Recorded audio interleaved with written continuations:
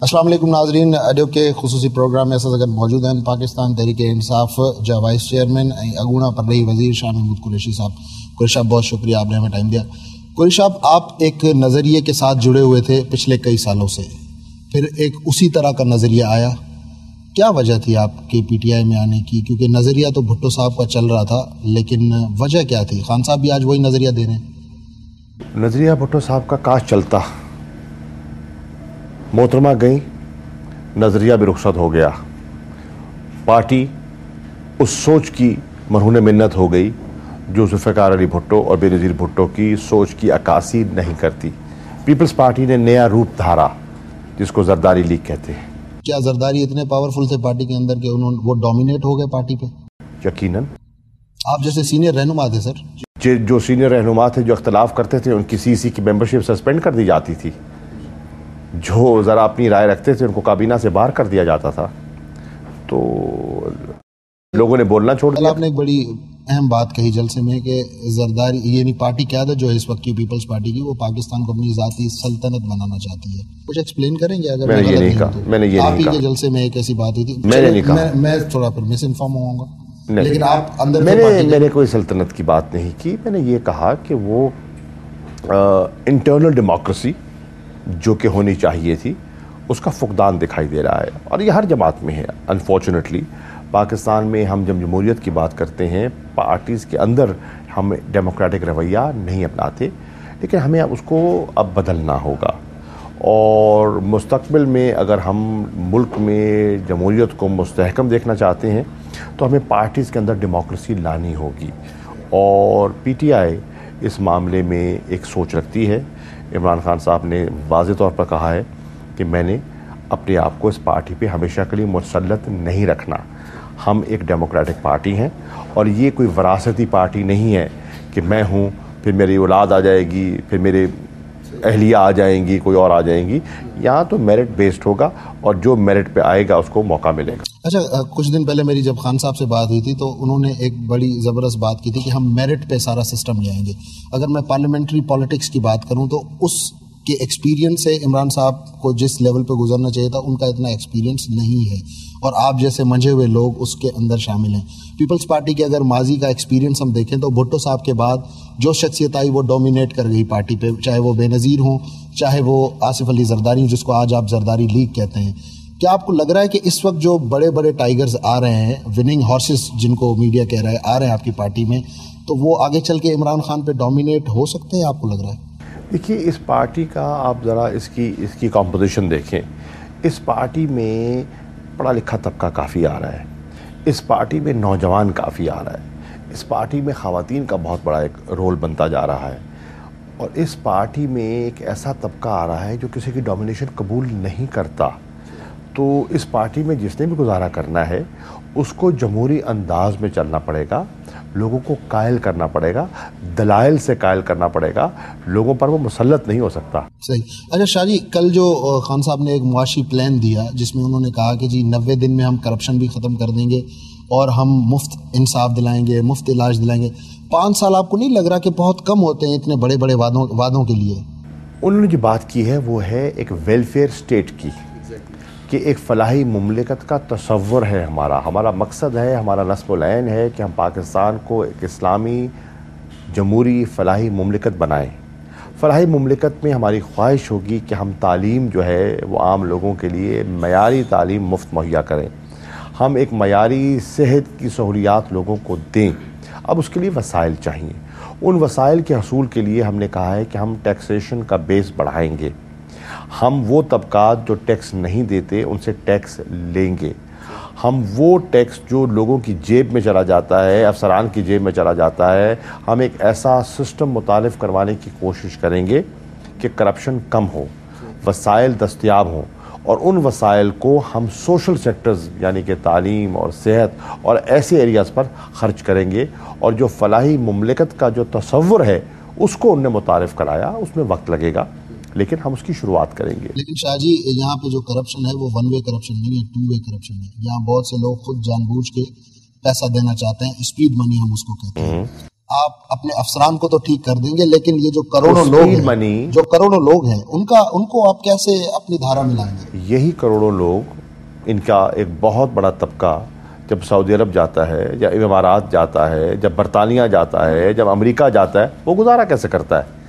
وہاں تجارت بھی کرتے ہیں، وہاں کاروبار بھی کرتے ہیں، وہاں ملازمت بھی کرتے ہیں، وہاں ٹیکسیاں بھی چلاتے ہیں، وہاں سگنل پہ رکتے بھی ہیں، لائن میں بھی کھڑے ہوتے ہیں۔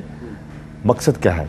مقصد کہنے کا یہ ہے کہ جب قانون کا نفاذ ہوگا اور رول آف لا کی اپلیکیشن ہوگی تو یہی طبقہ سب کچھ کرے گا۔ آپ کیا سمجھتے ہیں فیوچر میں، کیونکہ مخدوم جاوید ہاشمی صاحب جو ہیں وہ بھی ملتان سے بھی الیکٹ ہوئے تھے، آپ بھی ملتان سے الیکٹ ہوئے تھے، تو آگے آپ کی جو کمبینیشن ہوگی جنوبی پنجاب اور خاص طور پہ اس وقت جو سینٹرل پنجاب میں کہوں تو آگے جا کے کیا ہوگا؟ کیا حلقے آپس میں آپ کچھ ڈیوائیڈ کریں گے یا ایک ہی جنوبی پنجاب میں ہی اپنی اسٹرینتھ دکھائیں گے؟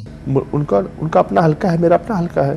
اسٹرینتھ کی میں بات کر رہا ہوں کہ آپ کی ہم نے اسٹرینتھ اپنی نہیں دکھانی، ہم نے پارٹی کی اسٹرینتھ میں اضافہ کرنا ہے۔ اچھا سر، ایک آپ سے پرسنل سوال، آپ نے جب پی ٹی آئی جوائن کیا تو آپ نے گھوٹکی کا انتخاب کیا تاکہ آپ کے لیے بہت آسان ہو جاتا اگر آپ ملتان کا انتخاب کرتے، کیا اس کے پیچھے ریزن تھا؟ اس کے پیچھے ریزن یہ تھا کہ ہماری سوچ وفاقی ہے، اور میں یہ پیغام دینا چاہ رہا تھا کہ میری وفاقی سوچ ہے، اور میں نے پنجاب اور سندھ کے بارڈر پر، گھوٹکی ایک پہلا ضلع ہے سندھ کا، پنجاب کے بارڈر پر ہے، وہاں جلسہ کرنے کا مقصد یہ تھا یکجہتی، وفاقیت، وفاقی سوچ کا ایک عملی مظاہرہ کرنا۔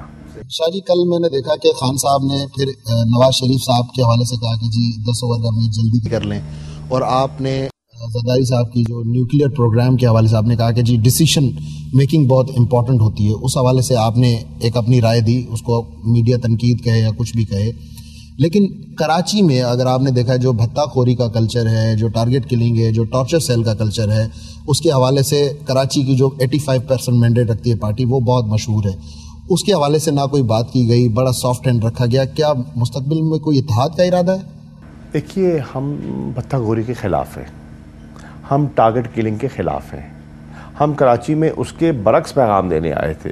ہم یہاں کہنے آئے تھے کہ ہم رول آف لا کی بات کرتے ہیں، ہم یہاں کہنے آئے تھے کہ جن لوگوں نے معاشرے کو تقسیم کیا ہے ہم ان کو جوڑنے آئے ہیں، جنہوں نے فرقہ واریت پر، لاسانیت پر سیاست کی ہے ہم اس کی نفی کرنے آئے تھے۔ شاہ جی، اب آپ کیونکہ فارن منسٹر بھی رہے ہیں تو مجھے موقع ملا ایک دو سوال میں اس لیول کے آپ سے کرنا چاہوں گا۔ میمو پہ آج کل بہت بڑا مسئلہ ہے، آج وزارت داخلہ نے بھی جواب دیا ہے کہ جی یہ جھوٹ ہے، اس کا مطلب انہوں نے اپنی آرم فورسز کی جو اسٹیٹمنٹ ہے ان کو نیگیٹ کیا ہے، ان کو غلط قرار دے دیا نا، اپنا انہوں نے جو پوائنٹ آف ویو دیا ہے۔ یہ ٹسل کہاں تک پہنچے گی؟ کیا ہے اندر کا معاملہ؟ کچھ آپ شیئر کریں۔ وزیر اعظم سے پوچھیں نا، وہ تو شاہ جی تو ملتان بھی ہیلی کاپٹر میں آتے ہیں، کوئی پکنک وکنک کر کے چلے جاتے ہیں۔ آپ ان سے پوچھئے، وہ بڑے ذمہ دار عہدے پر ہیں۔ انہوں نے کہا سازشیں ہو رہی ہیں، ساتھ یہ بھی فرماتے ہیں کہ مجھے مکمل اعتماد حاصل ہے سب کا، تو اس وقت تو مجھے وہ کنفیوز دکھائی دے رہے ہیں۔ آپ کی رائے لینا چاہ اگر رہا ہوں۔ سازشیں ہو رہی ہیں تو کون کر رہا ہے؟ آرمی چیف کا تو بیان آیا کہ جمہوریت کو ہمارا نقصان پہنچانے کا کوئی ارادہ نہیں ہے۔ سپریم کورٹ نے تو کہا کہ ہم تو اوورسی کر رہے ہیں آئین کی پاسداری کے لیے، ٹھیک ہے نا؟ تو سازش کون کر رہا ہے؟ گیلانی صاحب بتائیے۔ مطلب آپ کی رائے کیا ہے اس پہ؟ آپ میمو کو کس نظر سے دیکھ رہے ہیں؟ میں سمجھتا ہوں کہ یہ بڑا سنجیدہ مسئلہ ہے، سپریم کورٹ میں زیر بحث ہے، اس کی تحقیق ہونی چاہیے، اور جو اس کے ذمہ داران ہیں ان کو بے نقاب ہونا چاہیے۔ اچھا، بہت سے تجزیہ نگار یہ بھی سمجھ رہے ہیں کہ اب امریکہ جو ہے وہ برف پگھلنے کا انتظار کر رہا ہے، اور جیسے ہی برف پگھلے گی تو ہو سکتا ہے کہ ہمارے جو افغانستان کے سائڈ پہ جو بارڈرز ہیں اس پہ حالات تھوڑے کشیدہ ہو جائیں۔ You have been the foreign minister, کیا آپ کو کہیں اپنی پورے ٹینیور میں کچھ ایسا محسوس ہوا کہ حقانیس کے خلاف یا جو ڈبل گیم کھیلی گئی دونوں طرف سے، یہ آگے جا کے نقصان دہ ہو سکتی ہے دونوں ممالک کے لیے؟ دیکھیے، فائدہ امریکہ کا اور پاکستان دونوں کا یہ ہے کہ ہمارے اندر جو اعتماد کا فقدان ہے اس کو بحال کیا جائے، جو ٹرسٹ ڈیفیسٹ ہے، جو گیپ ہے اس کو میٹ کیا جائے، اور مل بیٹھ کر جو ہمارے مشترکہ مفادات ہیں اور چیلنجز ہیں ان کا حل تلاش کیا جائے۔ محاذرائی نہ ان کے مفاد میں ہے نہ پاکستان کے مفاد میں ہے، لیکن پاکستان بڑے سوچ سمجھ سے بات کر رہا ہے، اور ہم کہہ رہے ہیں کہ ہم نئی ٹرمز آف انگیجمنٹ چاہتے ہیں، اور اس پر بات ہو رہی ہے۔ کیا یہ پاکستان کا اچھا فیصلہ تھا کہ good Taliban and bad Taliban? نہیں، پاکستان نے گڈ اور بیڈ طالبان میں مطلب ایک کے خلاف آپ نے کہا کہ جی ہم کارروائی نہیں کریں گے، یا آپ نے ایک اسٹانس تو رکھا نا کہ جی ہم مذاکرات کی طرف جائیں گے؟ نہیں، ہم نے نہیں رکھا، دنیا کہہ رہی ہے، انٹرنیشنل کمیونٹی نے کہا ہے، کابل کانفرنس میں فیصلہ کیا ہے کہ ملٹری سلوشن نہیں ہے، سلوشن پولیٹیکل ہے۔ جب آپ پولیٹیکل سلوشن کا اعتراف کر رہے ہیں، جب آپ ریکنسیلیشن کی بات کر رہے ہیں، جب آپ ری انٹیگریشن کی بات کر رہے ہیں، تو پھر تو آپ کو گفت و شنید کرنی ہوگی۔ لیکن پھر ساتھ ساتھ آپریشن بھی تھا نا، ڈسکریمنیشن تو وہی تو ہم عرض کر رہے ہیں نا کہ یہ کانٹروڈکٹری چیز ہے، یہی تو ہم نے کہا کہ یہ کانٹروڈکٹری چیز ہے۔ اگر آپ ان سے بات کرنا چاہتے ہیں تو بمباری بند کرنی ہوگی۔ اچھا شاہ جی، اب تھوڑا الیکٹورل پالیٹکس کی طرف آتے ہیں۔ اب الیکشن کبھی بھی کال ہو سکتے ہیں، جو اس وقت سینسٹیوٹی ہے میٹرز کی، سپریم کورٹ میں NRO کا کیس ہے، میمو کا کیس ہے، اور آپ تو بعض اوقات بہت سے جلسوں میں آپ کی ایک مجھے ورڈنگ یاد ہے، آپ نے کہا کہ لوگ تو کہتے ہیں کچھ نہیں، لیکن لگتا ہے کہ کچھ نہ کچھ ہے پردے کے پیچھے۔ وہ جو لگتا ہے وہ کیا لگتا ہے آپ کو؟